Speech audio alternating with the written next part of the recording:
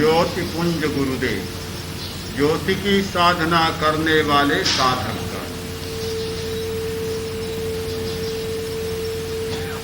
हर मनुष्य दो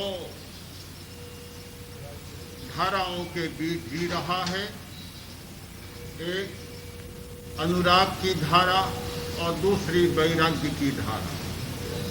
राग और विराग, ये दो हमारे जीवन के दो पक्ष हैं। कभी राग और कभी विराग, दोनों चलते हैं। अध्यात्म के क्षेत्र में हर व्यक्ति चाहता है कि राग कम हो और वैराग्य बढ़े। अध्यात्म में वैराग्य की बहुत महिमा बतलाई गई है कि वैराग्य अध्यात्म का एक शिरोमणि तत्व है। जिसमें वैराग्य नहीं होता वह व्यक्ति आध्यात्मिक नहीं हो सकता। आध्यात्मिक वही हो सकता है जिसमें वैराग्य हो। प्रश्न है कि राग कैसे कम हो और वैराग्य कैसे बढ़े। कोई उपाय चाहिए, कोई साधन चाहिए जिससे कि वैराग्य की वृद्धि हो। एक उपाय खोजा गया कि आत्मा में अनुराग होता है, परमात्मा में अनुराग होता है, वीतरागता में अनुराग होता है, तो वैराग्य अपने आप बढ़ जाता है। आकर्षण एक दिशा में जाता है। जिसका आकर्षण विषय के प्रति होगा, स्वार्थ के प्रति होगा, उसमें राग बढ़ेगा। जिसका आकर्षण चैतन्य के प्रति होगा, आत्मा या परमात्मा के प्रति होगा, धर्म के प्रति होगा, उसमें वैराग्य बढ़ेगा। आकर्षण एक दिशा में हो सकता है, दो दिशाओं में आकर्षण नहीं हो सकता। तो जिस व्यक्ति का मन परम आत्मा में, परम चैतन्य में लीन हो गया, इसी का नाम है वैराग।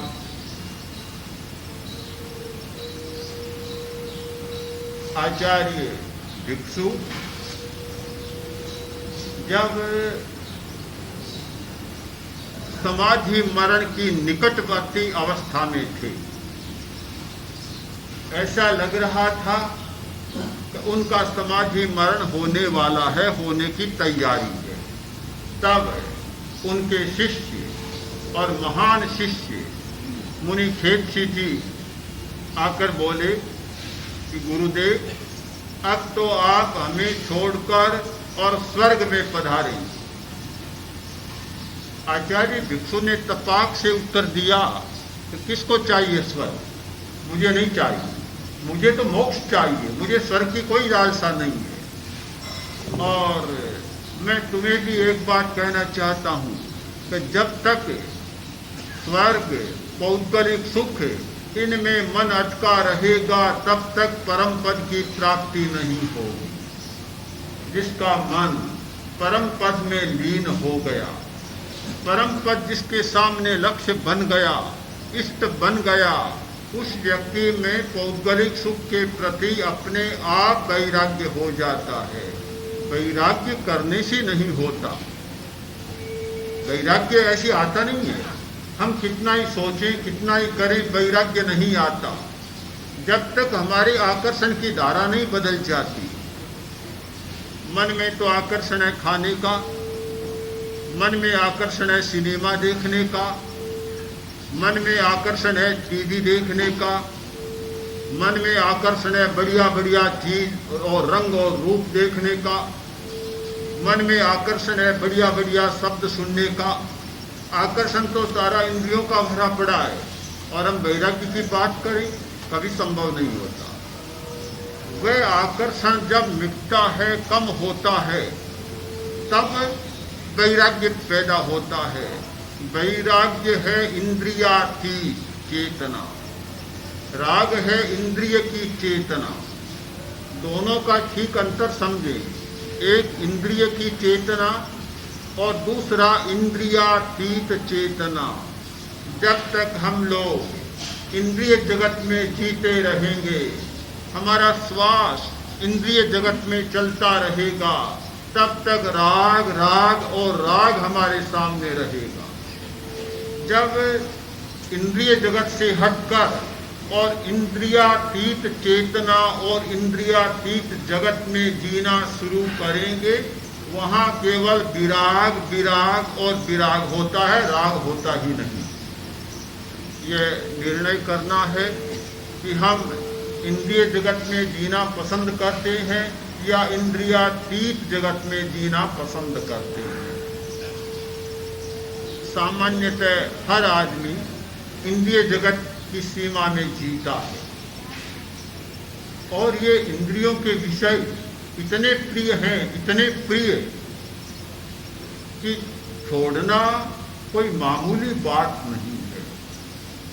प्रियता इतनी जुड़ी हुई है कि जहर की घूंट पीता जा रहा है पर बड़ी मीठी लग रही है। इतनी मीठी लग रही है कि छूट नहीं रही है। आदमी जानता है कि परिणाम अच्छा नहीं होगा, मरना पड़ेगा, जानते हुए भी प्रियता को छोड़ नहीं सकता। यह मधु का बिंदु है, सामने खतरा, नीचे कुआं और कुएं में भयंकर सांप, ऊपर शाखा पर चूहे जो शाखा को कुरेद रहे हैं। एकदम मौत की अवस्था में मौत सामने नाच रही है, विकराल रूप में नाच रही है। इस अवस्था में भी कोई आ गया और बोला, आओ तुम्हें उबार लेता हूं, आओ और मेरे विमान में बैठ जाओ। कहता है कि थोड़ा ठहरो, थोड़ा ठहरो। शहद की बूंद ऊपर से ऊपर मधु का छत्ता, शहद टपक रहा है, एक बूंद और दे। एक बूंद ली, उसने कहा चलो बड़ा मीठा बहुत है, जरा 2 मिनट और आप ठहरे, क्या होगा, एक बूंद और आ जाती। अब एक एक बूंद करता रह गया, वह चला गया, डालियां कट गई और सीधा नीचे कुएं में गिरा। भयंकर अजगर बैठे थे, निकल। हर आदमी जानता है कि परिणाम क्या होने वाला है। इंद्रिय जगत के परिणाम से कोई आदमी अपरिचित नहीं है, पर यह मधु इतना मीठा लग रहा है, शहद की बूंदें टपक रही है, इतनी मीठी लग रही है, इतनी मीठी लग रही है कि कोई भी उन्हें छोड़ने को तैयार नहीं है।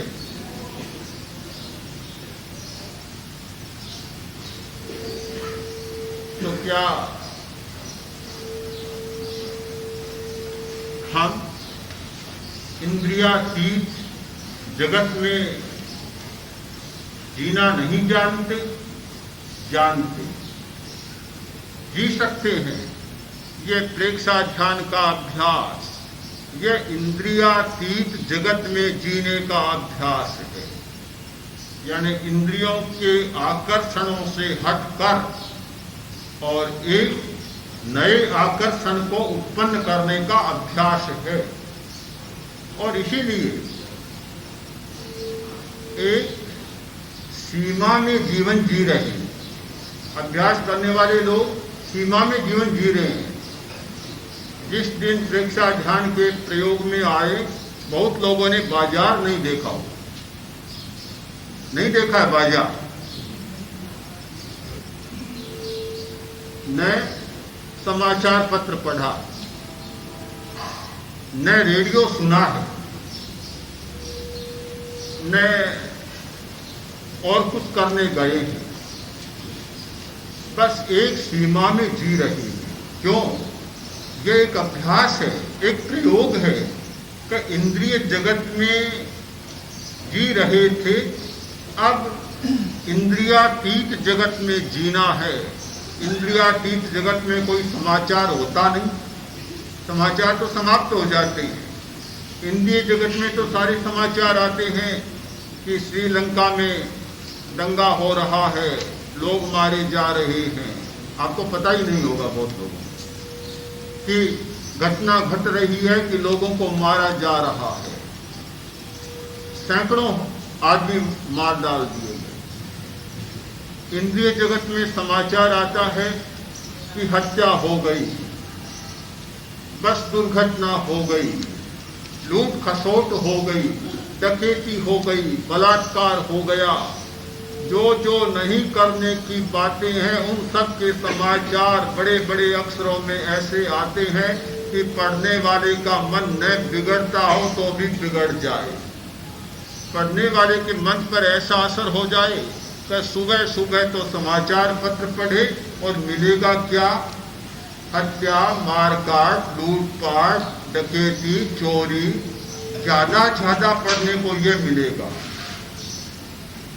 न समाचार इंद्रियातीत जगत में, इंद्रियातीत जगत में कोई ऐसी घटना होती नहीं। जो व्यक्ति इंद्रियातीत चेतना की साधना में चला जाता है वहाँ न कोई हत्या है, न कोई आत्महत्या है, न कोई मारकाट, न कोई लूट खसोट, न कोई आक्रमण, न कोई बलात्कार, कुछ भी नहीं।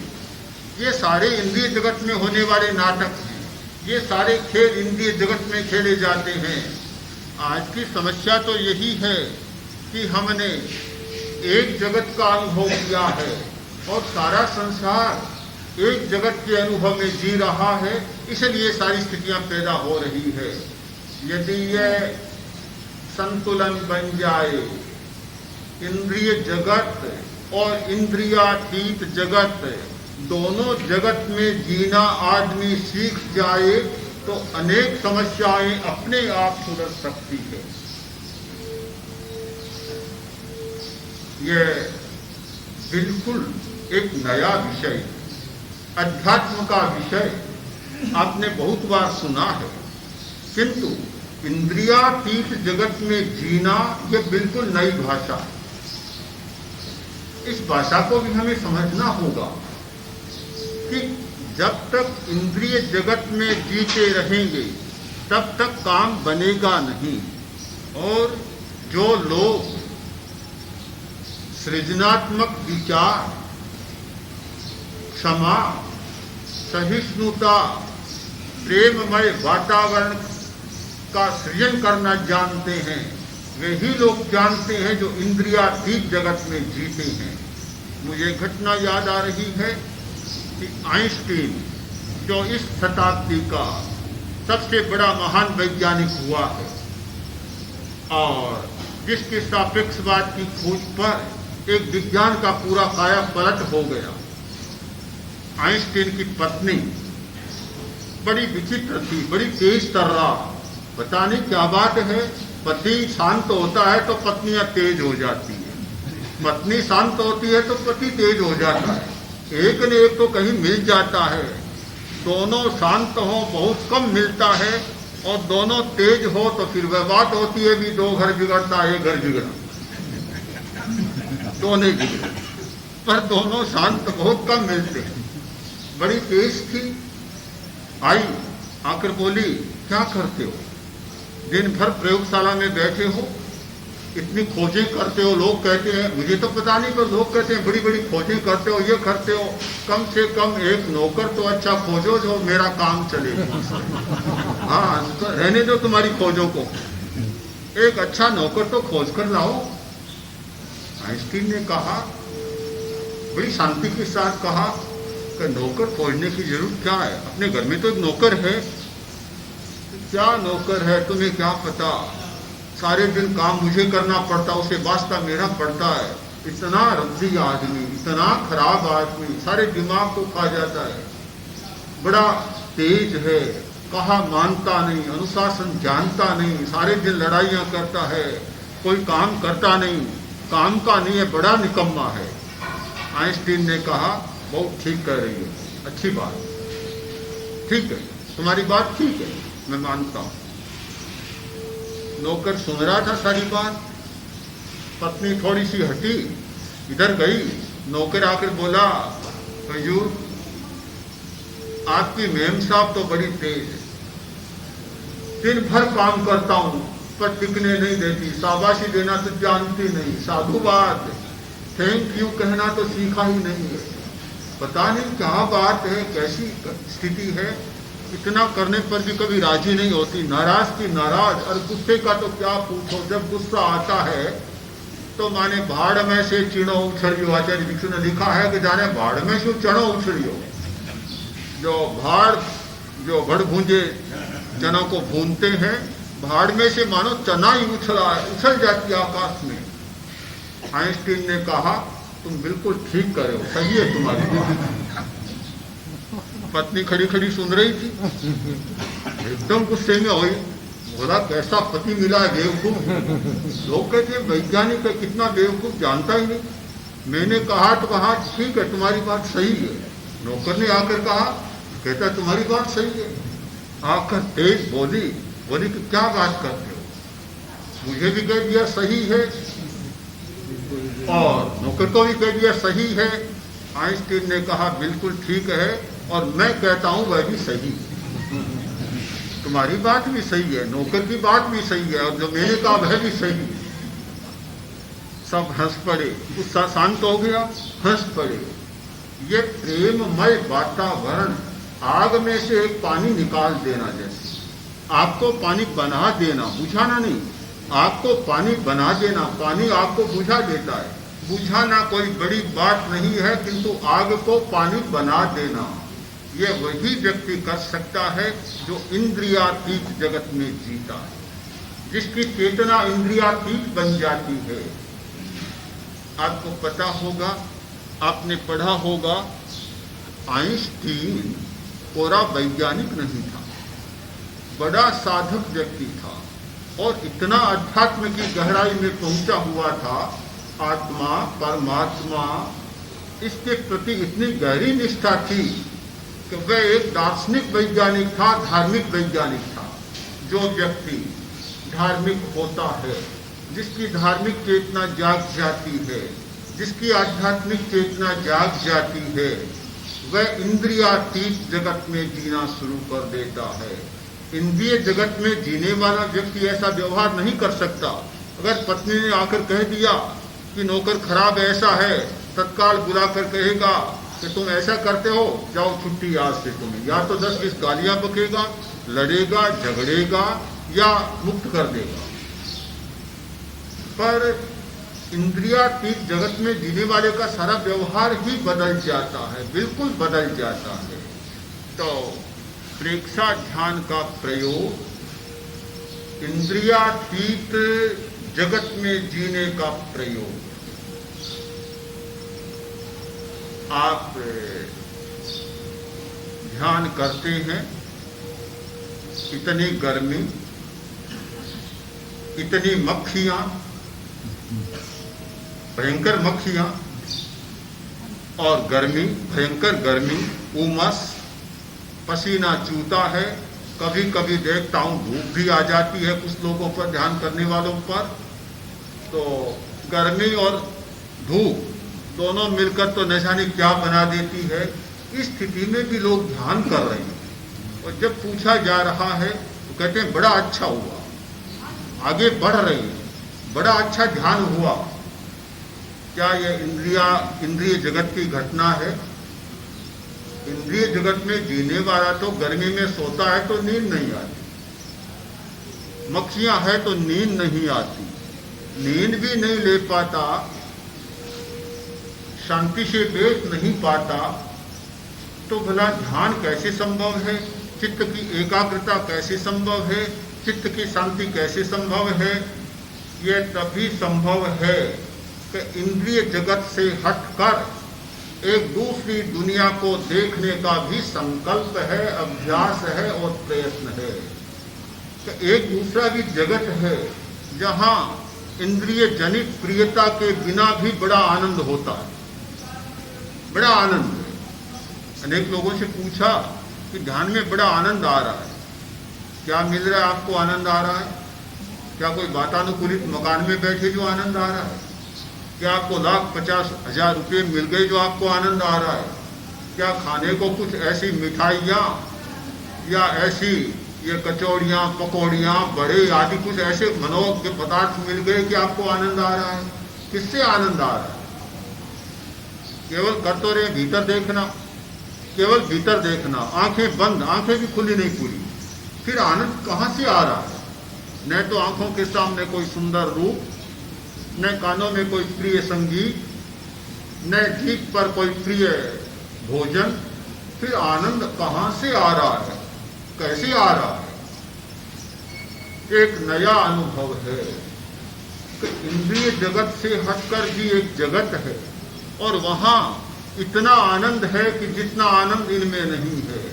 ये सारे आनंद इंद्रियों से मिलने वाले आनंद पहले क्षण में आनंद मालूम पड़ते हैं और दूसरे क्षण में बड़े रूखे विरस लगने लग जाते हैं।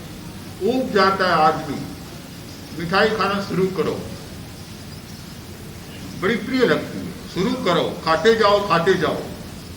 आधा किलो खाई, 1 किलो खा लो, 2 किलो खाओ, 3 किलो खाओ, 4 किलो खाओ, क्या होगा? आनंद आएगा? वमन होने लग जाएगी, पेट फाटने लग जाएगा, ऊब आ जाएगी, अरुचि आ जाएगी, घृणा आ जाएगी। प्रत्येक पदार्थ में देख लो कि भोग शुरू करो, अच्छा लगेगा।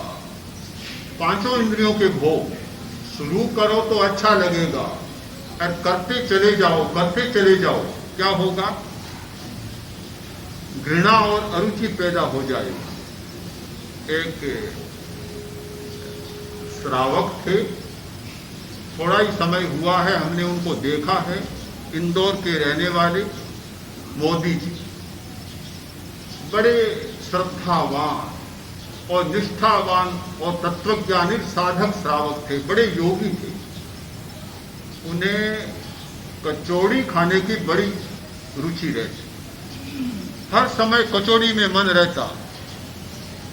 एक दिन उन्होंने सोचा ये तो बड़ा एक डंक लग गया, कभी छूटता ही नहीं है, रुचि बनी की बनी रहती है, इसको मिटाना चाहिए।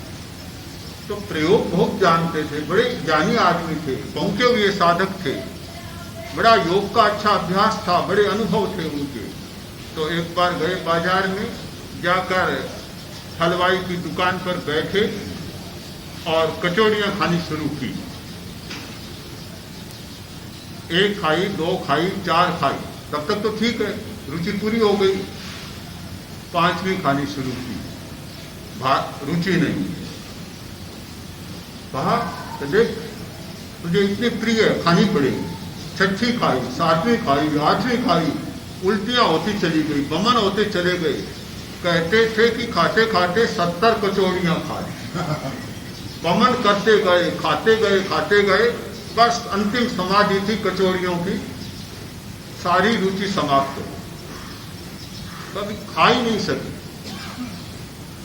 भोग की यह प्रकृति है कि प्रारंभ करो, बड़ा अच्छा लगेगा, बड़ा आकर्षण होगा, करते चले जाओ, ऐसी ऊब आती है कि मन ही नहीं करता। तो इंद्रिय जगत की घटना एक अलग प्रकार की होती है। इंद्रियातीत जगत में जो व्यक्ति जाता है, प्रारंभ करता है, तो थोड़ी कठिनाई मालूम पड़ती है। ध्यान करना कोई सरल बात नहीं है। सबसे पहले कठिनाई आती है आसन की। नए लोग शिविर में आते हैं, सबसे बड़ी कठिनाई, कोई तो कहता पैर सो गया। कल परसों एक बहन आई, लड़की कोई छोटी, बोली कि मेरा पैर सो जाता है। मैंने कहा पैर सोता है तो सोने दो, दिमाग नहीं सोना चाहिए। पैर की क्यों चिंता करती है, सोए तो सोएगा, क्या चिंता है पैर की? दिमाग जागृत रहे तो पैर की सोने की कोई चिंता की बात नहीं है। कभी तो पैर सो जाता है, कभी पैर दुखने लग जाता है, कभी कंधे दुखने लग जाता है, कभी शरीर दुखने लग जाता है। सबसे पहले सामना करना पड़ता है आसन की कठिनाई का। दूसरा सामना करना पड़ता है जागने की कठिनाई का। भला आज के जमाने में 4 बजे जागना ये कोई स्वाभाविक है क्या? बिल्कुल अस्वाभाविक बन गया। आजकल तो 12, 1, 2 बजे सोना, 7, 8, 10 बजे उठना, ये तो आज के युग का एक स्वाभाविक क्रम है। तो 4 बजे उठना, कभी तो कहा जाता था कि 4 बजे उठना ब्रह्म मुहूर्त में उठना है। आजकल तो लोगों ने मान लिया कि 4 बजे उठना तो राक्षसी मुहूर्त में उठना है। आजकल तो 8, 9, 10 बजे उठना ब्रह्म मुहूर्त बन गया। तो बड़ी कठिनाई होती है 4 बजे जागने। कठिनाई होती है एक सीमा में रहने की। बड़ी कठिनाई है यह कि संयोजक को पूछे बिना एक सीमा से बाहर भी न जाना, बड़ी कठिनाई है। कठिनाई है और भी कई बातों की, पर फिर भी आनंद क्यों आता है? इसलिए आता है कि इंद्रियातीत जगत में एक महान आनंद का स्रोत बह रहा है। हमें पता नहीं, हम उससे परिचित नहीं है। परिचित नहीं इसलिए लोग करते नहीं।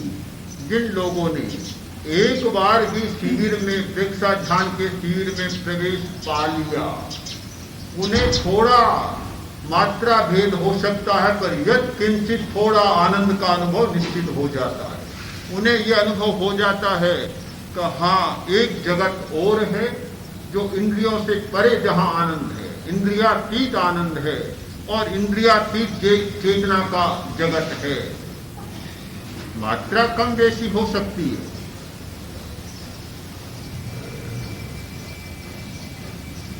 एक साधक के पास एक नया चेला था, आया, आकर बोला कि गुरुदेव, आप इतने आनंद में रहते, हर स्थिति में आनंद में रहते, कभी देखा कोई स्थिति आई, कैसी स्थिति आई, कभी आप दुखी नहीं होते, ये क्या बात है?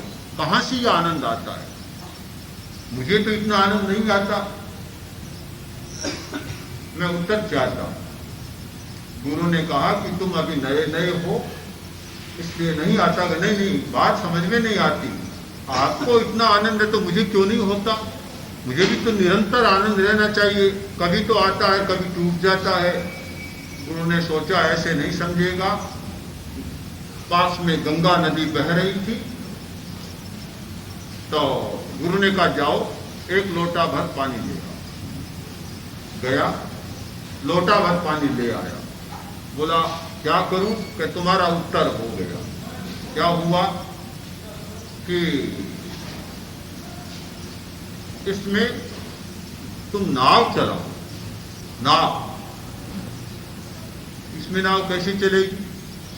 अरे गंगा नदी में नाव चल रही है, तो वहां तो बहुत पानी है, बहुत पानी है, नाव चल रही है, लोटे में नाव कैसे समाएगी? अरे यह भी तो गंगा का पानी है। कि गंगा का पानी तो है, पर मात्रा का भेद है।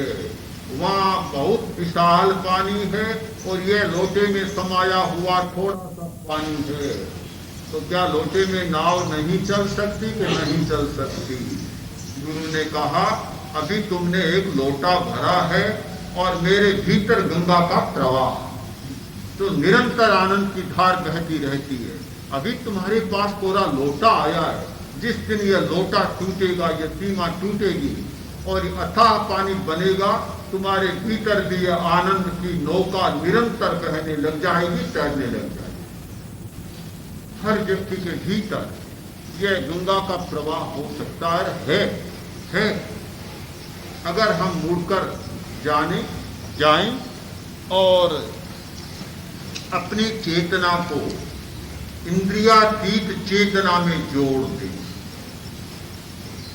बहुत बड़ा एक काम है और सैकड़ों समस्याओं का एक समाधान है कि इंद्रिय जगत से हटकर इंद्रियातीत चेतना में, जगत में जीना।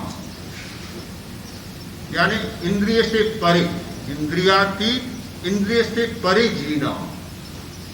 इंद्रिय के विषयों से हटकर 5 इंद्रियां, 5 विषय। उनसे हटकर जीना, अशब्द होकर जीना, अरूप होकर जीना, अगंध होकर जीना एक बहुत बड़ा अनुभव है। जो व्यक्ति इंद्रिय जगत में जीता है उसमें काम, लालसा, वासना, हिंसा, झूठ, चोरी, काम, परिग्रह, घृणा, ईर्ष्या, जितने निषेधात्मक भाव हैं, जितना नेगेटिव थिंकिंग है, वे सारे के सारे उसमें होते। और जो व्यक्ति इंद्रियातीत चेतना में जीना शुरू करता है, वैराग्य का जीवन जीना शुरू करता है, एक ही बात है। इंद्रियातीत चेतना में जीने का मतलब वैराग्य में जीना, और वैराग्य में जीने का अर्थ है इंद्रियातीत चेतना में जीना। उस समय ज्ञान का अंकुर फूटता है। हर किसी में ज्ञान नहीं आता, आत्मज्ञान नहीं आता। उसी व्यक्ति में आत्मज्ञान आता है जो इंद्रियों से हटकर जीना शुरू करता है। फिर उसमें सारे के सारे विधायक भाव आने लग जाते हैं। अहिंसा का भाव, सत्य का भाव, अचौर्य का भाव, ब्रह्मचर्य का भाव, अपरिग्रह का भाव, क्षमा, सहिष्णुता, प्रेम, सारे सृजनात्मक विचार उसमें पल्लवित होने लग जाते हैं। आपने सुना होगा कि राजगृह में एक कसाई था, काल सो गए, और इतना बड़ा धंधा कि रोज वहां 500 भैंसे मारे जाते। इतना बड़ा कसाई, बड़ा व्यवसाय था। उसका एक लड़का, नाम था सुलस कुमार। सुलस योग ऐसा मिला कि भगवान महावीर की वाणी की छाप लग गई, अभय कुमार का प्रभाव पड़ा और चेतना बदल गई। इंद्रियातीत जगत के पास पहुंच गया, उसमें पहुंच गया। एक अलग प्रकार से जीना शुरू कर दिया। काल सौकरिक मर गया। अब पीछे उत्तराधिकारी था सुलस कुमार। उस कुल की परंपरा यह थी कि जब बड़े पुत्र का अभिषेक होता, सारे वह स्वामित्व को संभालता, तो सबसे पहले एक भैंसे को मारना होता और फिर उसका टीका किया जाता। सारे परिवार के लोग इकट्ठे हुए। सुलस कुमार को खड़ा किया गया, हाथ में तलवार दे दी गई, साधन दे दिया गया और कहा गया कि तुम्हारे परिवार के मुखिया के रूप में अभिषेक होगा, इसलिए तुम सबसे पहले भैंसे को मारो, फिर उसके खून से तुम्हारा अभिषेक हो। अब भला सुलस कुमार कैसे मार सकता था? उसकी तो दुनिया ही बदल गई थी। जिसने इंद्रिय जगत से हटकर और इंद्रियातीत जगत का अनुभव कर लिया था, मारना उसके लिए संभव नहीं रहा। कई देर तो इधर उधर खड़ा खड़ा देखता रहा। पीछे से आवाज आ रही है, क्या देख रहे हो? विलंब हो रहा है, समय जा रहा है, मुहूर्त टल रहा है, अभिषेक होना है, जल्दी करो, अभिषेक होना है, मुखिया बनना है परिवार का, जल्दी करो, काम संपन्न हो। अब जल्दी करे कौन? हाथ उठ ही नहीं रहा है। बार बार इधर तो दबाव, बार बार दबाव आ रहा। सुलस ने सोचा करूं क्या, मैं तो कर नहीं सकता। बहुत दबाव आया, तलवार उठाई, उठार और अपने पैर पर मारा। लौलवान हो गया पैर। लोगों ने कहा क्या करता है, बड़ा मूर्ख है, बेवकूफ है। बड़ा काल सौकरिक जैसे महाकसाई का लड़का तलवार चलाने भी नहीं जानता। सचमुच जानता ही नहीं था। तलवार चलाना तो जानता था, पर किसी दूसरे पर तलवार चलाना जानता ही नहीं था। बात ही समाप्त हो गई। आखिर लोगों ने कहा ये उत्तराधिकारी बनने के लायक नहीं है, बड़ा नालायक है, छोड़ो इसको, किसी दूसरे को बना। नालायक हो गया। जो इंद्रियातीत जगत में जीता है वह इंद्रिय जगत में जीने वालों के लिए नालायक बन जाता है, बिल्कुल नालायक, अयोग्य बन जाता है। उनके काम का ही नहीं रहता, कोई काम का नहीं रहता। बड़ी समस्या पैदा होती है। जैसे होता है ना, जिसके मन में वैराग्य होता है तो घर वालों के लिए वह नालायक जैसा ही बन जाता है, अयोग्य बन जाता है। कभी हमारे काम का नहीं है, बस घर वाले यही सोचते हैं अब हमारे किस काम का। उनके तो काम का तब हो कि कमा कर लाए, उनको दे, फिर चाहे लड़ाइयाँ भी करे, झगड़ा भी करे, माँ बाप को सताए भी, 100 गालियाँ भी बके, तब तो काम का होता है। वैराग्य आ जाए तो घर के लिए निकम्मा बन जाता है। तो दुनिया की बिल्कुल दो भिन्न भिन्न धारणाएं हैं, बिल्कुल अलग अलग धारणाएं। तो हम इस बात का अनुभव करें कि यह प्रेक्षा ध्यान का प्रयोग एक अनुराग पैदा करने का प्रयोग है। एक उस परम तत्व से, परम पद से, परम सत्ता से या परम चैतन्य के साथ अनुराग पैदा करता है, इंद्रियातीत जगत के साथ अनुराग पैदा करता है।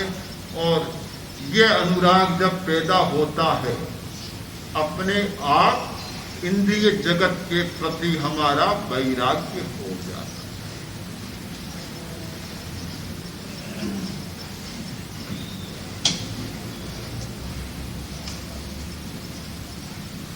प्रश्नों के लिए अवकाश है।